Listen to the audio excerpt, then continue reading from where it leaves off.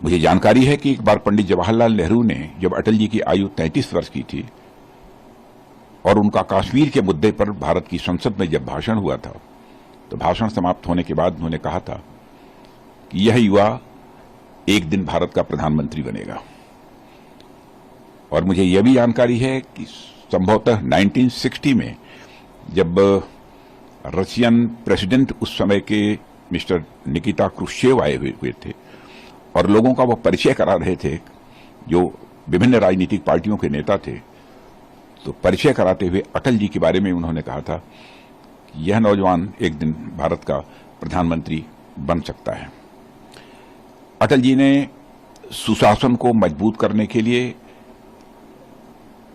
संविधान में भी संशोधन किए थे, और एक संशोधन जो उन्होंने किया था वह minimum government and maximum governance से संबंधित था।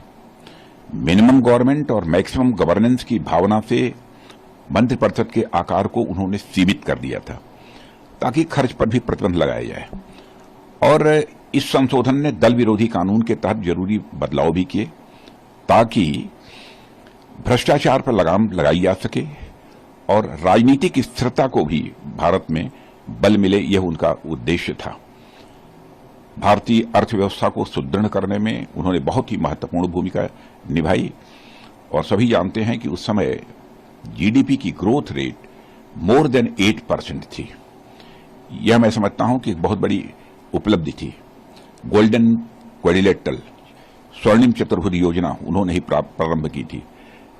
North south east west corridor को भी उन्होंने ही प्रारंभ किया था। माने ऐसे कई योजनाएं उन्होंने प्रारंभ की थी और इन योजनाओं को मैं मानता हूं कि यह पाथ ब्रेकिंग स्टेप्स थे विकास की दृष्टि से भारत में, जो सिलसिला अटल जी ने प्रारंभ किया था। टेलीकॉम सेक्टर और टैक्सेशन में भी उन्होंने बहुत सारे संशोधन किए थे।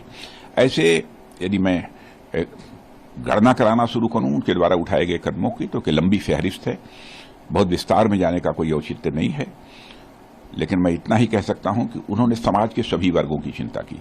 जैसे मैं यहां उल्लेख करना चाहूंगा कि एससी, एसटी, ओबीसी की जो लड़कियां होती हैं उनके लिए सुदूर ग्रामीण क्षेत्रों में भी एक कस्तूरबा गांधी बालिका विद्यालय भी उन्होंने प्रारंभ किया था। उसका परिणाम यह हुआ कि इस स्कीम के लॉन्च होने के बाद 4 वर्ष के अंदर ही स्कूल के बाहर रहने वालों की बच्चों की संख्या में 60% की 60% की गिरावट आई थी।